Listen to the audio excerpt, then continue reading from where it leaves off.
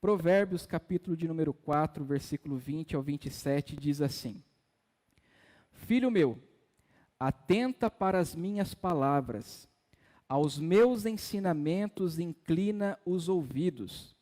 Não os deixe apartar-se dos teus olhos, guarda-os no mais íntimo do teu coração, porque são vida para quem os acha e saúde para o seu corpo.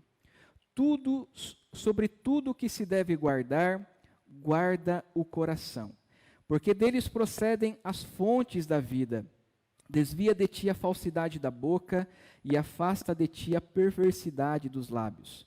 Os teus olhos olhem direito e as tuas pálpebras diretamente diante de ti. Pondera a vereda dos teus pés e todos os teus caminhos sejam retos. Não declines nem para a direita nem para a esquerda. Retire o teu pé do mal. Amém? Feche seus olhos, vamos orar. Amado Deus, em nome de Jesus Cristo, aqui está a tua palavra, Senhor, a qual nós apresentamos diante de ti.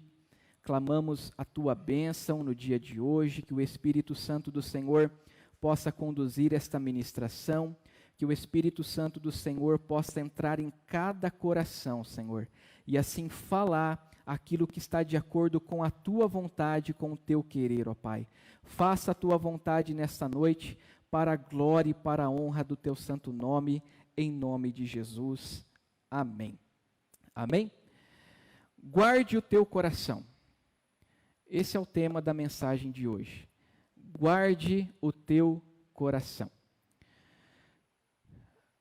Eu acredito que você vai concordar comigo que o Senhor, Ele nos conhece por inteiro. Amém? Você concorda comigo? O Senhor nos conhece por inteiro. Deus não nos conhece pela metade. Deus não sabe apenas uma parte a respeito de nós. Deus, Ele sabe tudo a nosso respeito. Isso significa que Deus, Ele conhece os meus pensamentos e os seus pensamentos. Ele sabe das nossas vontades. Ele sabe dos nossos sentimentos. Ele conhece os nossos propósitos, os nossos objetivos, o que exatamente você está pensando neste momento. Eu não sei, mas Deus, Ele conhece. Deus sabe se a sua mente está nesse culto, ou se a sua mente está preocupada com alguma coisa lá fora neste momento, ou com alguma coisa que você gostaria de fazer mais tarde. Da mesma forma como Deus sabe se você tinha o interesse e a vontade de estar aqui nessa noite, ou se você também não tinha. Deus, Ele nos conhece por inteiro, e isso é uma convicção e uma certeza que eu e você precisamos ter em todos os momentos das nossas vidas. E nós precisamos ter a certeza disso porque Deus, Ele nos criou. E Deus sabe exatamente o que acontece com toda a sua criação. Deus não somente se atenta ou sabe para aquilo que aconteceu no passado, para aquilo que aconteceu até este momento no presente, mas Deus, Ele se atenta e olha para as coisas que vão acontecer também no futuro. E nós temos que ter a convicção e a certeza que Deus, Ele está no controle de todas as coisas. E essa certeza jamais deve sair de nossos corações. Quando nós vamos para a Bíblia, no livro do profeta Jeremias, capítulo 17, versículo 10, a Bíblia diz assim, que eu, o Senhor, esquadrinho a mente, eu provo o coração, e isso para dar a cada um de vós segundo os seus caminhos e segundo o fruto de suas ações. A Bíblia nos deixa claro o quanto Deus nos conhece. Por um lado, pode até haver uma explicação, quando eu e você dizemos que Deus não nos conhece por inteiro. Quando eu e você pensamos dessa forma, pode haver uma explicação, mas não existe uma justificativa. Sabe o famoso explica, mas não justifica? É exatamente isso. Sabe por quê, meus irmãos? Sabe o que explica nós pensarmos muitas das vezes que Deus não olha e não se atenta para nós? O que explica é porque o pecado ainda está em nós. E o pecado, ele nos desmotiva muitas das vezes. O pecado tira de nós toda esperança que nós temos em Deus.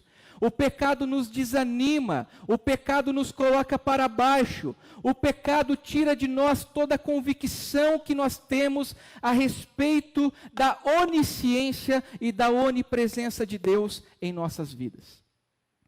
Quando nós vamos para a carta de Paulo à igreja de Roma, em Romanos capítulo 3, versículo 10 ao 11, diz assim, que não há um justo sequer, não há quem entenda, não há quem busque a Deus.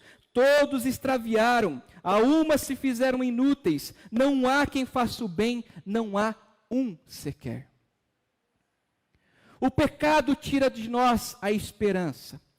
O pecado tira aquele desejo em buscarmos ardentemente a Deus, e ele brota em nossas mentes a dúvida a respeito dessa onipresença, da soberania e o fato de Deus saber tudo a nosso respeito.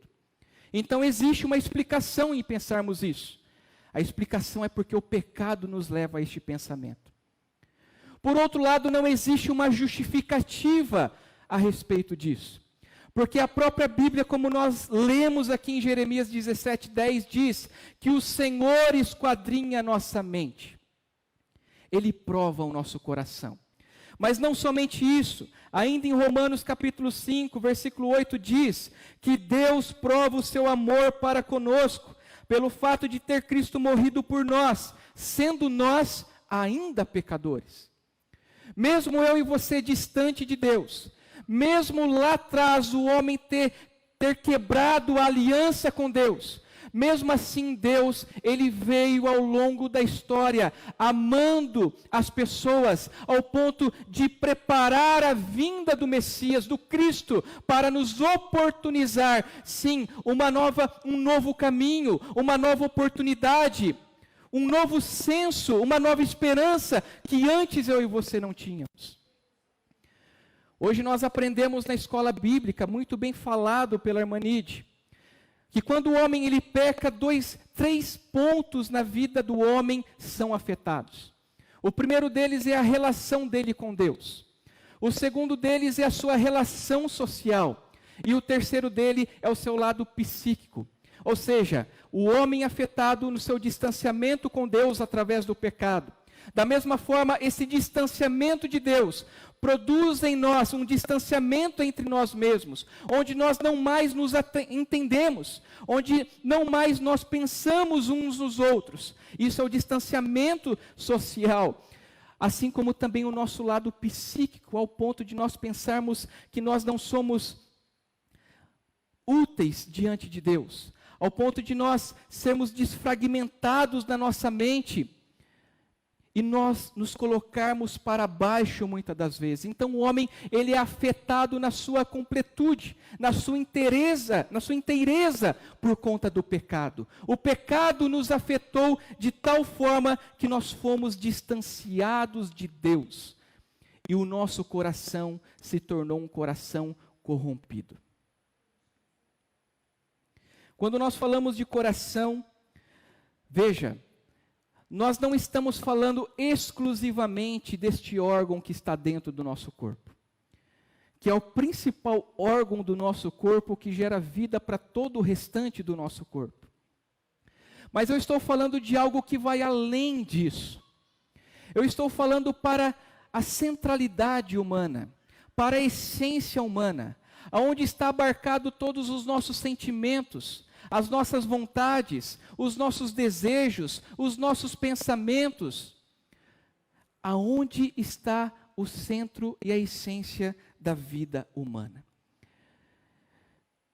Quando nós falamos de coração, meus irmãos, quando nós vamos para a Bíblia, tal é o tratamento de Deus a respeito desse tema, que somente no livro de Provérbios nós encontramos aproximadamente 80 referências a respeito do coração. Quando nós vamos para o livro de Salmos, nós encontramos aproximadamente 100 referências a respeito do coração. Quando nós estendemos para a Bíblia, nós encontramos aproximadamente 300 referências a respeito do coração. Isso nos mostra o quanto Deus se importa com este lado em nós. o quanto esta centralidade ou esta essência do homem é vista por Deus com todo aspecto de afeto, de carinho, de zelo, que Ele transfere para nós também a responsabilidade de nós zelarmos por aquilo que é a nossa centralidade, que é o nosso coração. E olha só, isso nos traz algumas referências, como por exemplo, você tem examinado o seu coração? Como está o seu coração no dia de hoje, nesse momento? Talvez você está aqui hoje com o coração salteando de alegria, de felicidade por algum motivo.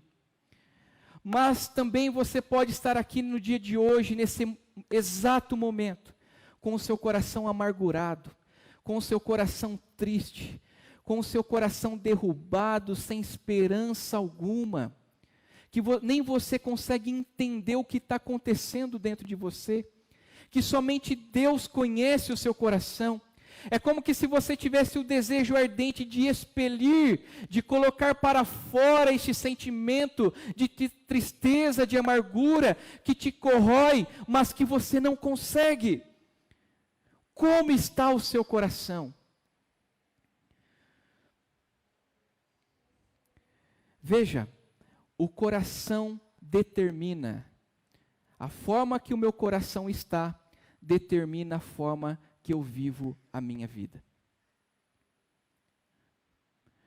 Às vezes, as pessoas à nossa volta, elas estão salteando de alegria, mas alguma coisa tem incomodado o seu coração e você não consegue acompanhar essa alegria dessas pessoas. Parece que as coisas não fazem mais sentido, porque o coração ele está em angústia, o coração ele está em dor. E um coração entristecido em dor, ele pode causar inclusive doenças externas e dentro do nosso corpo, porque o nosso coração está afetado por uma dor. Como está o seu coração? Ezequiel capítulo 36, versículo 26 diz: E dar-vos-ei um coração novo, e porei dentro de vós um espírito novo, e tirarei da vossa carne o coração de pedra, e vos darei um coração de carne. Isso significa que, se for necessário, Deus ele molda o seu coração de pedra, fechado, contrito, que não penetra mais a graça e a unção de Deus sobre a sua vida. E Ele transforma este coração em um coração alinhado à sua vontade. Tal é o olhar de Deus para dentro de nós, para o nosso centro, para a nossa essência, que se for necessário, Ele desconstrói para poder construir algo novo dentro de nós. Tal é a vontade de Deus, que eu e você estejamos de acordo com a sua vontade. Agora vem a pergunta: por que eu devo guardar o meu coração?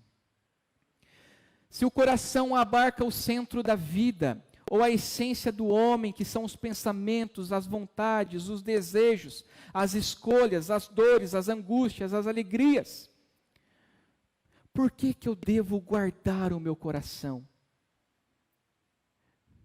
Quando nós vamos para as Escrituras, Jesus certa vez ele disse, em Mateus 7, 21 ao 23, porque do coração saem os maus pensamentos, os adultérios, as prostituições, os frutos, as avarezas, o engano, a dissolução, a inveja, todos estes procedem de dentro do homem e o contamina.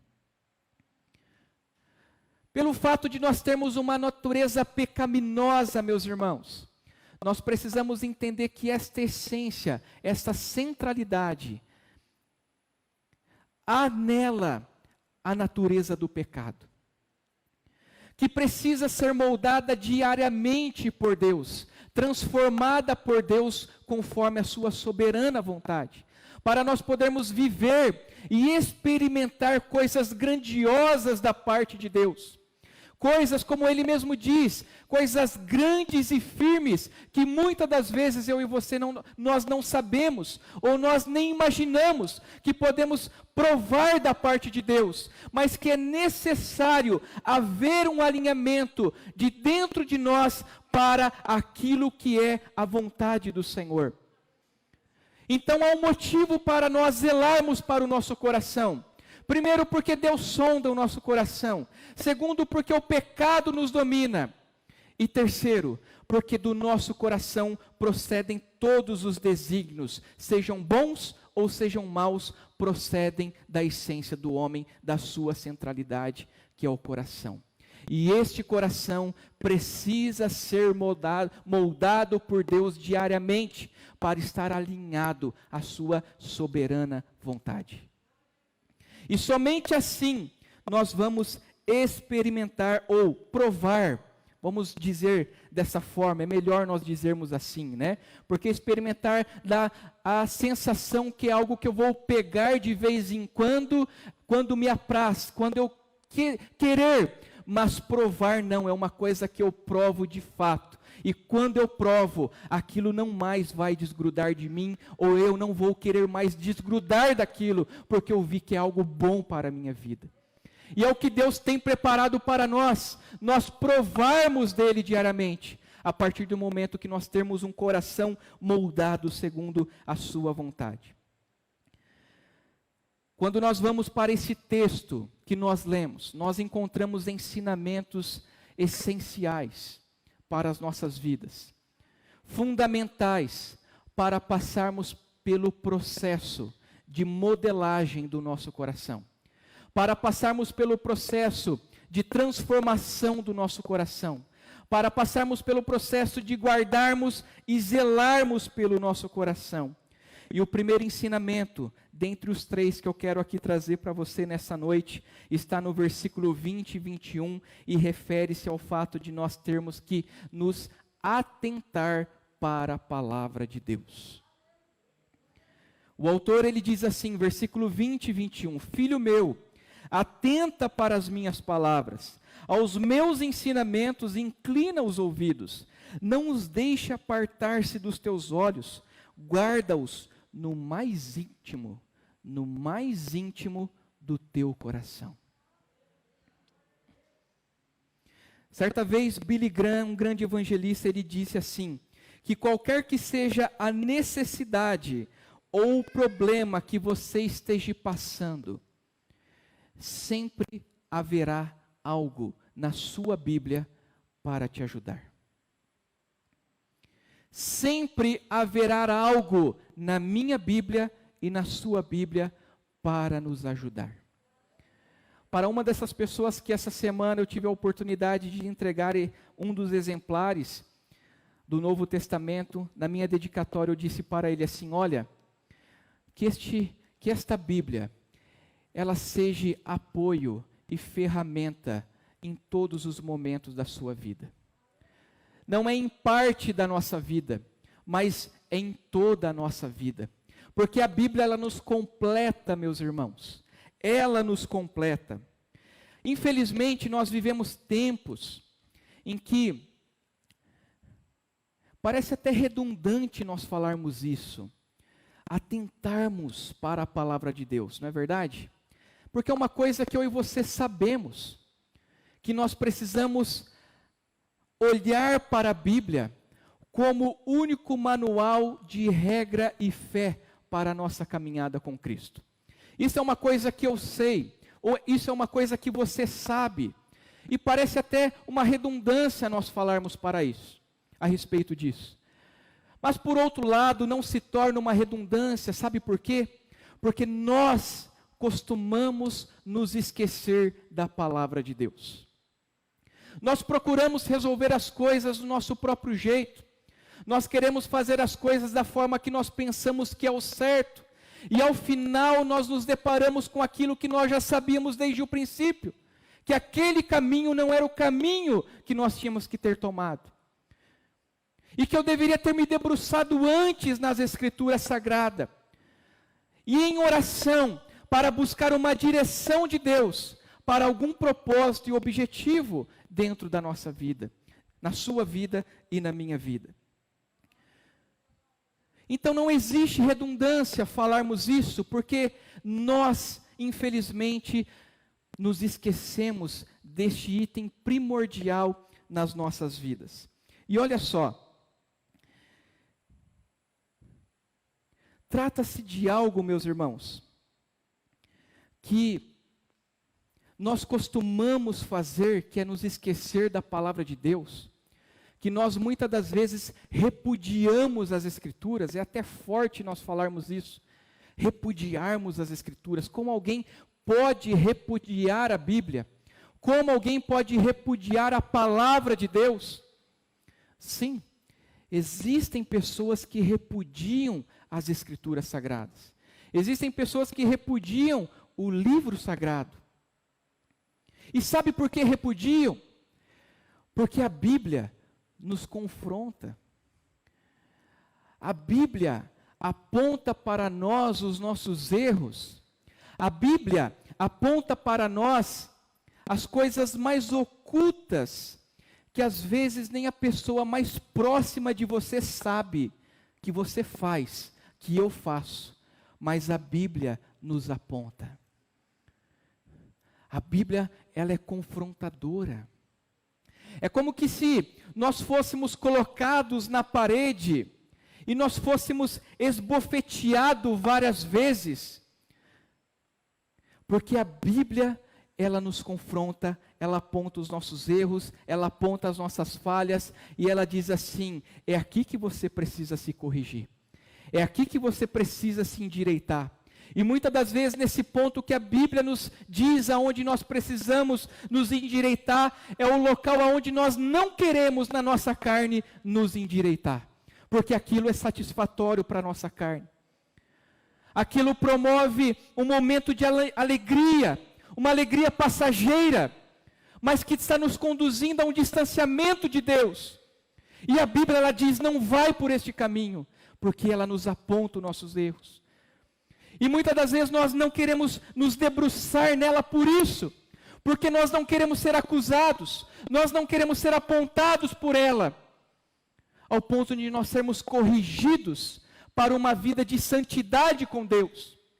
E todas as vezes que eu não quero ser confrontado por ela, e tenho a minha santidade afetada, naturalmente, a minha santidade que começa dentro da minha essência, dentro do meu coração, é externalizado, ou seja, isso começa a ser notório nas minhas atitudes, nos meus comportamentos, na maneira que eu vou tratar alguém, na maneira que eu vou executar o meu trabalho, no meu ambiente de trabalho, na forma que eu estarei cultuando a Deus com todo empenho, com toda dedicação.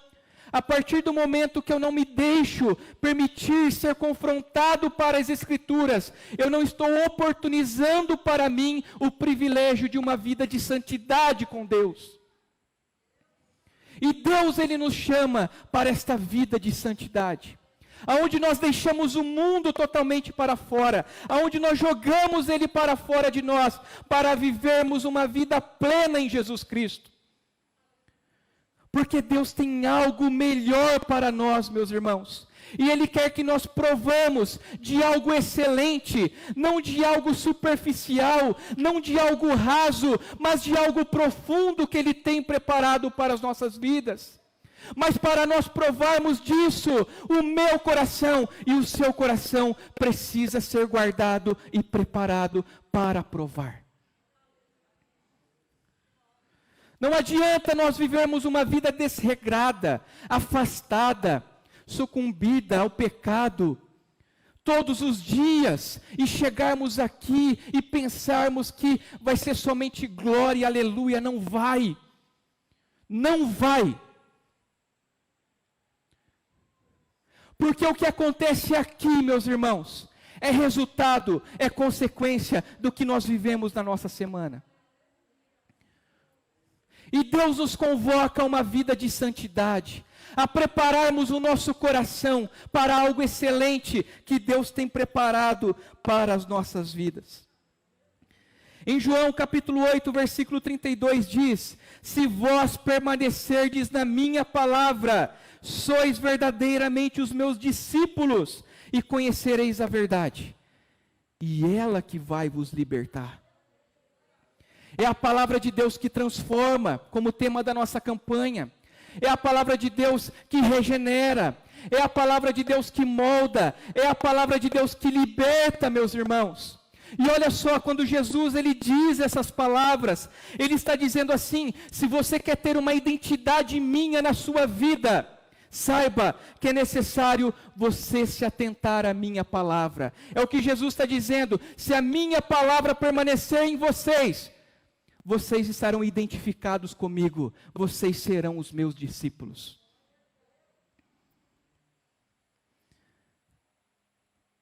É duro ouvir isso, mas é porque a palavra confronta. E glória a Deus porque a palavra nos confronta, meus irmãos. Porque a partir do momento que ela não nos confrontar mais, comece a se preocupar. Comece a se preocupar a partir do momento que você não for mais confrontado por ela. Porque enquanto você é confrontado por ela, é porque Deus está dando uma nova chance, uma nova oportunidade de se endireitar na sua presença. Para se endireitar na sua presença. Sabe quando um barco no meio de um oceano, ele vira? E as pessoas caem aquele mar adentro? O que as pessoas fazem? Para quem não está com colete salva-vidas, ela tenta se agarrar em alguma coisa, não é verdade? Às vezes ela se agarra até naquele que está com o colete salva-vidas, né? Para tentar se salvar. Tal é o desespero. E de fato, é um desespero mesmo. Assim deve ser a Bíblia para nós. É onde nós precisamos e devemos nos agarrar de tal forma que nós não venhamos largar mais. É o que Deus ele oportuniza para mim e para você. Jesus também ele diz em Mateus 22 e 29 que nós erramos porque nós não conhecemos as Escrituras e nem o poder de Deus. O poder de Deus se revela em sua palavra. Se nós queremos provar deste poder, desta ação de Deus na minha vida e na sua vida, em nossas vidas, como que nós vamos provar de algo tão excelente da parte de Deus, se nós nem nos debruçamos em conhecer esse Deus? É algo que não faz sentido algum. Há pessoas que gostam de viver de momentos em sua vida cristã. Neste momento eu quero experimentar de Deus, eu quero provar de Deus. Agora eu não quero mais. Agora eu vou lá e vou provar isso, que não tem nada a ver com aquilo que Deus ele nos ensina. E ela vai provando. E ela vai criando raízes de amargura em sua vida, raízes de angústia, de dores, de decepções, porque ela foi provando cada hora de uma coisa, ao invés de ter mergulhado única e exclusivamente em Deus, em sua palavra. Veja, meus irmãos, a palavra de Deus, ela é alimento. A palavra de Deus, ela é refrigério para a nossa alma. A palavra de Deus, ela é refúgio. A palavra de Deus é vida. E é o que o autor está dizendo aqui no versículo 22, quando ele está se referindo a nos atentarmos às palavras de Deus. Ele diz assim: porque são vida para quem a acha e saúde para o seu corpo. Você não vai encontrar vida em outra coisa, meus irmãos, se não for na palavra de Deus. Quer viver uma vida dinâmica com Deus, provando de coisas excelentes da parte de Deus, a cada dia, vendo coisas extraordinárias de Deus acontecendo na sua vida, se alimente dele. Se alimente dele. E olhe só, em João capítulo 1, versículo 1, o que diz ali João? Ele diz assim, que no princípio era o verbo. O que é o verbo? O verbo é a palavra. No princípio era a palavra estava com Deus, e a palavra era quem? Deus, a palavra era Deus. João se referindo a Jesus como ele sendo a própria palavra de Deus.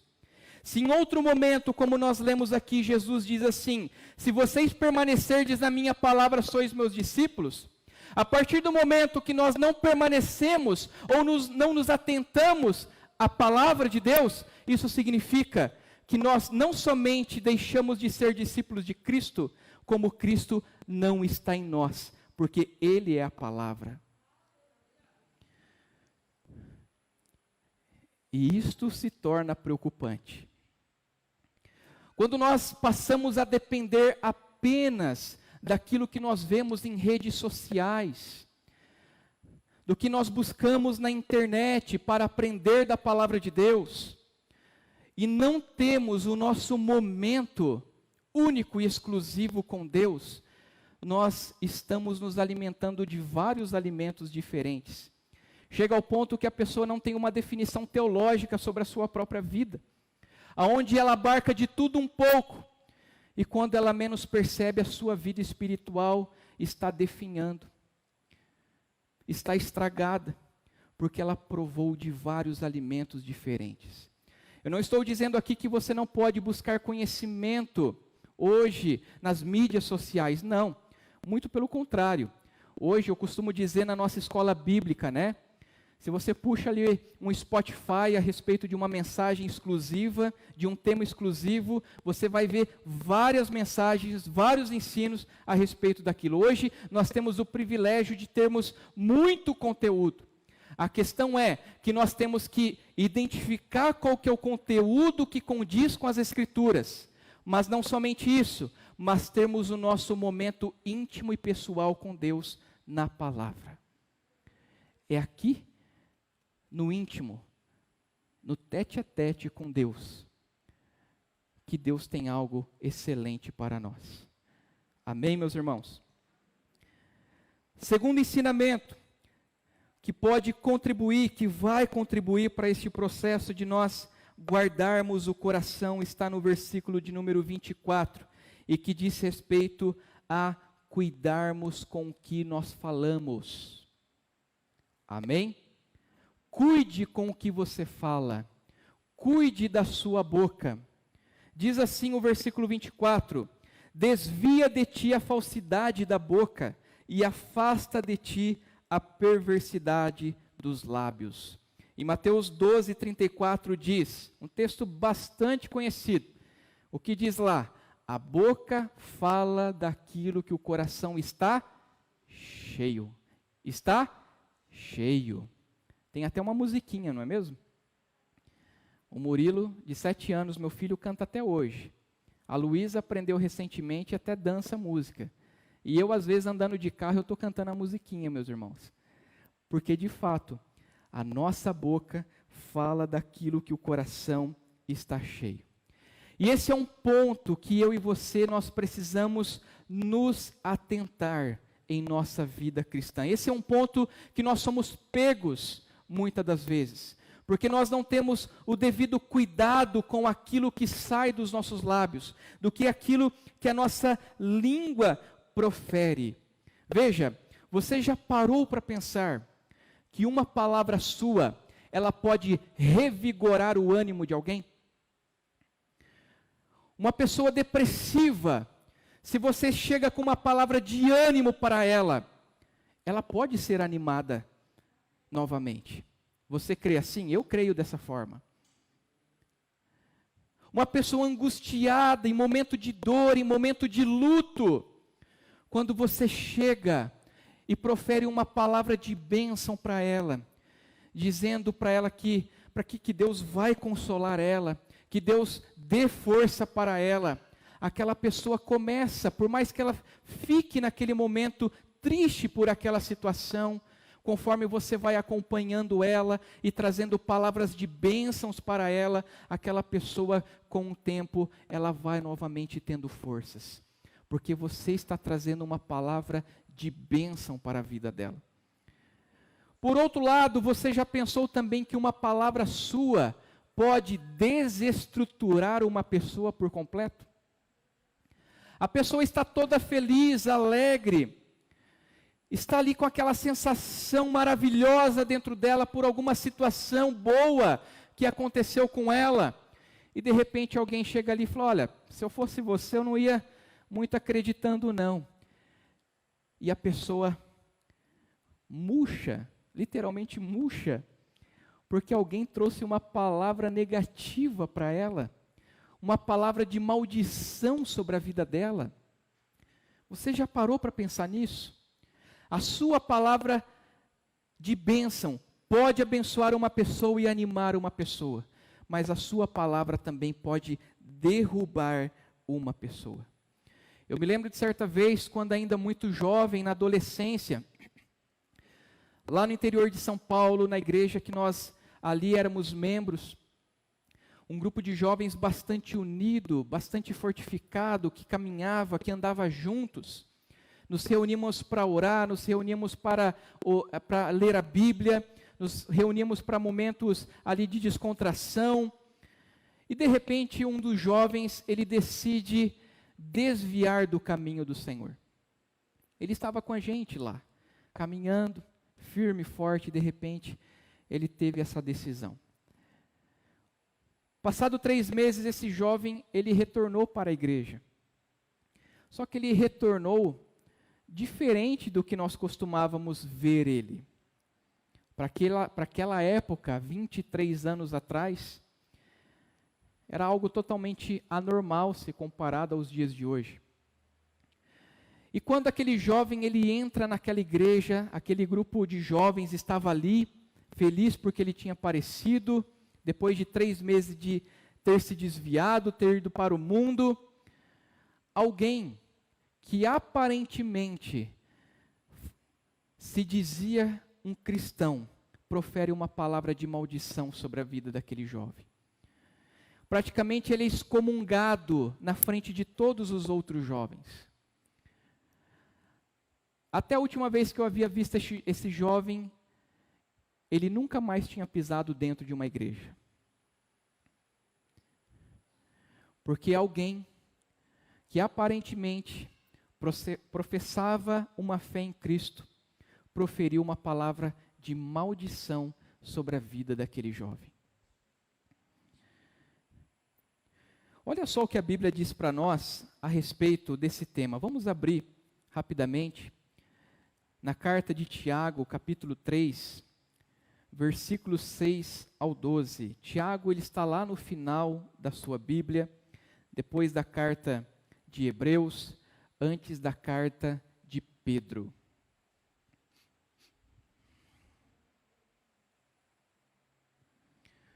Tiago, capítulo 3, versículos 6 ao 12, diz assim: Ora, a língua é fogo, é mundo de iniquidade.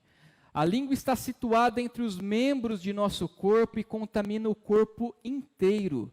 E não só põe em chamas toda a carreira da existência humana, como também é posta ela mesma em chamas pelo inferno.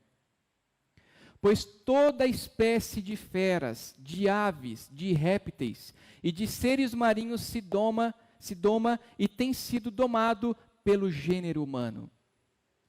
A língua, porém, nenhum dos homens é capaz de domar. É mal incontido, carregado de veneno mortífero. Com ela, bendizemos ao Senhor e Pai.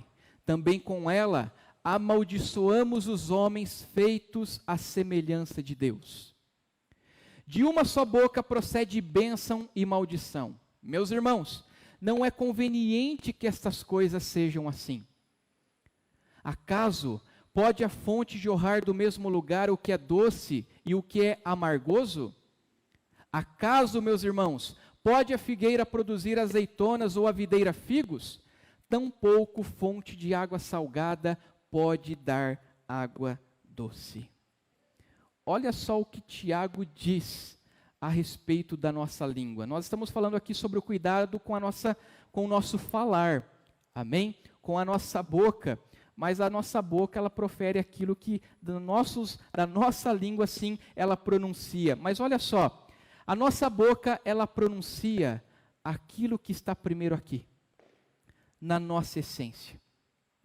Isso quer dizer que se a minha essência, lembra da nossa essência? Que são os nossos pensamentos, as nossas vontades, os nossos desejos, as nossas emoções, se ela está alinhada ao que Deus assim nos orienta, a sua palavra, naturalmente a nossa língua proferirá palavras de bênção. Por outro lado, se o nosso coração, como diz lá em Mateus 12:34, está cheio de rancor, de amargura, de inveja, nós vamos proferir palavras de maldição. E quando Tiago ele dita estas palavras, sabe o que Tiago ele está se referindo aqui? Há 3 pontos que Tiago ele está se atentando quando ele diz essas palavras. Primeiro, Tiago ele está dizendo assim, que aquilo que sai dos nossos lábios reflete exatamente o tipo de pessoa que nós somos. Se eu sou alguém que abençoo, é porque o meu coração está alinhado em Deus. Se eu sou alguém que amaldiçoo, que jogo palavras negativas sobre as pessoas, que desacredita nos próprios sonhos ou nos sonhos de alguém, que Deus pode operar milagres, que Deus pode transformar vidas através da Bíblia, por exemplo, isso quer dizer que o meu coração está muito tempo, há anos-luz, distante de Deus. Os nossos lábios refletem quem nós somos por dentro. Segundo, o que Tiago também está querendo dizer aqui é que a nossa língua, a nossa boca, não deve nos controlar. Nós é que precisamos a controlar.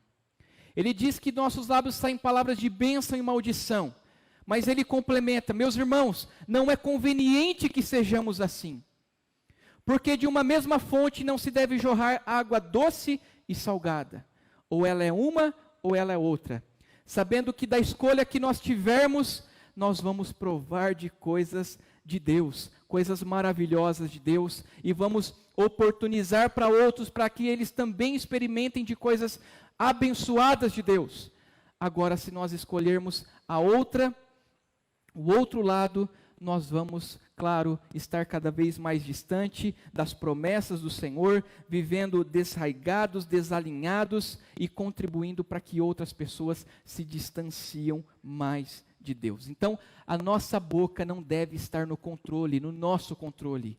Eu e você temos a autonomia e a autoridade dada por Deus para refrearmos, cuidarmos dos nossos lábios. Tem pessoas que dizem assim, eu falo mesmo, doa o que doer. Por aí você já vê o que o coração da pessoa tem. É um coração amargoso, como Tiago diz, nos versículos que nós lemos.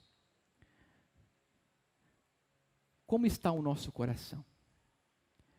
Ele está doce ou ele está amargo? Ao ponto dele contribuir para jorrar por meio de nossos lábios palavras de bênção ou palavras de maldição sobre a vida das pessoas. E além disso, o que Tiago está dizendo aqui, sabe o que é? A nossa língua também precisa ser crente. Isso mesmo. A nossa língua precisa ser convertida, meus irmãos. Não é uma parte de você, é você por inteiro. E os nossos lábios, ele vai dizer quem nós somos. Se nós seguimos ou não seguimos de fato a Cristo. Então, cuide com o que sai dos seus lábios. Cuide com aquilo que você fala. Isso vai contribuir para este processo de você estar guardando o seu coração. A partir do momento que você controlar a sua própria boca, os seus próprios lábios, a sua própria língua, isso vai ser notório sobre a sua vida. Quando você começar a experimentar mais de Deus, você vai querer transferir mais de Deus para a vida de outras pessoas. E este é o propósito. Nós sermos pessoas e canais de transferências de bênção, ou que recebe, mas que também abençoa as bênçãos de Deus. Este é o propósito, esse é o objetivo. Não é nós retermos, mas é nós abençoarmos as pessoas, mas para isso nós precisamos ter Deus em nosso coração. E por último, versículo 27, que poderá contribuir, que pode contribuir para esse processo de nós guardarmos o nosso coração é: mantenha o foco. Versículo 27 diz assim: não declines nem para a direita, nem para a esquerda. Retire o teu pé do mal. Não declines para a direita nem para a esquerda. Ou seja, se mantenha no caminho. Se mantenha focado na onde você precisa chegar ao final desse caminho. E saiba que nesse caminho, a caminhada cristã, que não é uma caminhada fácil, é uma caminhada que muitas das vezes nós encontramos espinhos pelo caminho, que nós somos bombardeados por todos os lados neste caminho, mas mesmo ao final, nós ainda ali, quando antes nós iniciamos revigorantes, mas ao final talvez ali cansados, se nós tivermos nos mantido no caminho, as Escrituras nos prometem uma coroa ao final dela, que é a coroa da vida, preparada, como diz Paulo, para todos aqueles que nele crê, que no santo e justo dia, ele dará a todos a quem ele apraz. É necessário nós nos mantermos no caminho, nos mantermos no foco. E quando nós olhamos para os nossos dias, meus irmãos, quão difícil é nós nos mantermos no foco, não é mesmo? São tantas oportunidades para uma vida de pecado que mais alimenta a nossa carne e que momentaneamente nós temos uma satisfação momentânea, passageira, mas que nos leva a uma ruína, a um esfriamento espiritual, a uma quebra de aliança, a uma quebra de relacionamento com Deus. Como é difícil nos nossos dias nós nos mantermos nesse foco. Mas aqui existe uma instrução, e aqui é uma coisa que cabe uma decisão minha e sua, nós nos mantermos ou não neste caminho. E o que o autor está dizendo é: se mantenha nele. Se mantenha neste caminho. Quando nós olhamos para as Escrituras, todas as pessoas que perderam o foco colheram consequências. Quando nós vamos para Esaú, por exemplo, Esaú ele vende o seu direito de primogenitura em troca de um prato de lentilha. Tinha bênçãos preparadas para ele, mas ele prefere trocar aquilo por um prato de lentilha. Esaú ele perde o foco. Da mesma forma, nós podemos citar aqui Jonas. Quando Deus disse: Jonas, vai para Nínive, porque eu tenho uma palavra para aquele povo, uma palavra de arrependimento, de sentença, para que haja arrependimento naquele povo. O que Jonas faz? Jonas, sabendo que aquele povo poderia se arrepender, e sabendo Jonas que aquele povo era um povo que praticava atos de maldade contra muitos, inclusive contra o seu povo, o que ele faz? Eu não vou para Nínive não, porque eu sei que Deus é um Deus compassivo e misericordioso. Se aquele povo se arrepende, Deus não vai querer mais destruir eles não, e eu quero que eles explodam. Eu quero que eles padeçam mesmo. E o que Jonas faz? Jonas corre para Tarsis. E o que Deus faz no caminho? Deus manda uma tempestade. Jonas é obrigado a se mostrar, se revelar para todos. Olha, o motivo dessa tempestade é eu sou a causa, porque eu não obedeci a Deus, eu não segui o foco, o objetivo que Deus traçou para mim, e vocês estão padecendo. O que acontece com Jonas? Jonas é jogado no meio do mar, como a gente bem sabe, e é engolido por um grande peixe. Olha só, que situação, né? Que situação está lá dentro da barriga de um peixe? É uma coisa que a gente nem consegue imaginar que isso pode acontecer, não é mesmo? Até que Jonas ele entende a necessidade de se realinhar novamente ao foco, ao caminho que Deus havia traçado para a vida dele. E ali nós sabemos muito bem a história. Ao final, mesmo Jonas desgostoso com o final daquela história, Deus ali proporciona àquele povo uma palavra, aquele povo se arrepende e eles são livres do juízo de Deus que recairia sobre eles. E este é o propósito de Deus. Se for necessário, como ele diz aqui, nós lemos inicialmente, ele tira o coração de pedra e alinha o coração segundo a sua vontade, para que todos provem de algo excelente da parte dele. Nós podemos avançar um pouco mais com alguns exemplos, citando, por exemplo, apenas aqui, Davi. Davi foi um rei que, segundo a Bíblia, ele foi chamado de um homem segundo o coração de Deus. Mas houve um momento que Davi saiu do caminho, porque quando era tempo de guerra, que os reis estavam na guerra, que Davi deveria estar na frente do seu exército, liderando, guerreando. O que aconteceu? Davi manda o seu exército para a guerra, para a batalha, e ele lá dá oportunidade para si mesmo, para a sua carne, e ali ele cai num ato de adultério. Davi colheu consequências sobre isso. O seu reinado estremece, os seus filhos voltam contra si, entre eles mesmos, tanto que o filho mais velho abusa da sua irmã, filha de Davi. O filho mais velho se revolta contra Davi, querendo tomar o reinado do seu pai.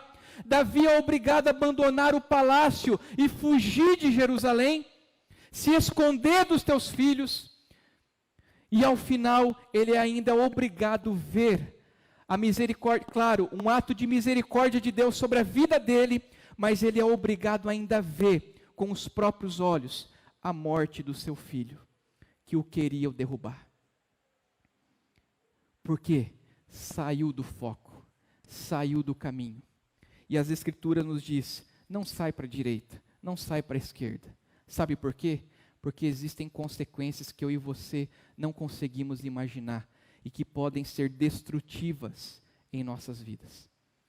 E o que aqui o autor está dizendo é, retira o teu pé do mal. Retira o teu pé do mal. Filipenses capítulo 3, versículo 13 ao 14 diz, esquecendo-me das coisas que para trás ficam, e avançando para as que estão diante de mim, prossigo para o alvo, para o prêmio da soberana vocação e ação de Deus em Cristo Jesus.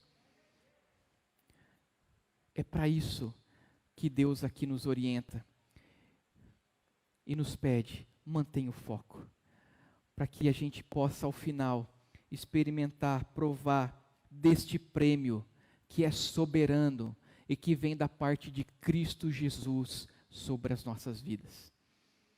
Vão vir flechas para querer nos derrubar, às vezes vai atingir o nosso calcanhar, e a gente vai debruçar e vai correr com uma perna só.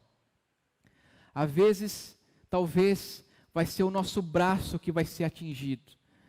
Mas nós vamos continuar correndo mesmo assim, no caminho, mantendo o foco, sabendo que ao final todas as coisas serão restauradas por Deus. E há algo muito mais excelente da parte de Deus para nós. Há uma necessidade, meus irmãos, de nós guardarmos o coração. Há princípios essenciais, há ensinamentos importantes aqui que nós vimos, que podem contribuir para este processo de nós zelarmos e guardarmos por aquilo que é a nossa essência, por aquilo que está abarcado os nossos pensamentos, desejos, emoções, para guardarmos aquilo da onde saem e proferem os desejos da vida, que é o nosso coração. Sejam desejos bons ou desejos maus, procedem da nossa essência, do nosso coração, da nossa centralidade. E eu não estou dizendo aqui que você tem que viver uma vida centralizada em você mesmo, não. Eu estou dizendo que na sua centralidade, no seu centro, na sua essência, Cristo deve reinar.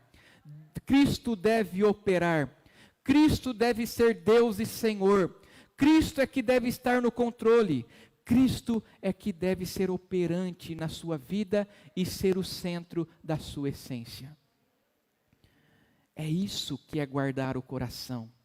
E para este processo é necessário nós nos atentarmos à palavra de Deus, tomarmos cuidado com o que proferimos, porque o que proferimos naturalmente é a evidência daquilo que já está dentro de nós.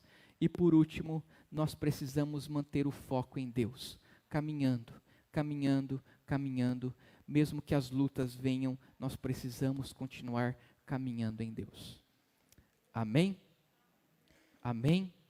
Vamos se colocar de pé, vamos fazer uma oração. Semana abençoada, uma semana de trabalho abençoado, para quem está de férias, está saindo de férias, uma semana de descanso abençoado, amém? Que nós possamos lembrar disso, de guardarmos o nosso coração, amém? Todos os dias. Lembrando, ao final nós estaremos ali para poder te receber no stand, para você que ainda não tem participado, quer participar da campanha, hoje é o último dia para você adquirir o kit, amém? Que você possa ser essa pessoa, essa ferramenta, esse agente de transformação, amém? As Escrituras, meus irmãos, ela muda comunidades, ela muda sociedades, ela muda reinos e nações, amém? Ela molda o nosso caráter, ela muda os nossos valores, ela muda a nossa ética para nos alinhar à vontade de Deus, amém? Amém? Estenda suas mãos. Tem algum recado? Não? Amém? Estenda suas mãos. Que o grande amor de Deus, o nosso Pai, que a graça do nosso Senhor e Salvador Jesus Cristo e que as eternas consolações do Espírito Santo seja sobre a sua vida hoje e eternamente e que nós possamos dizer amém. Deus abençoe.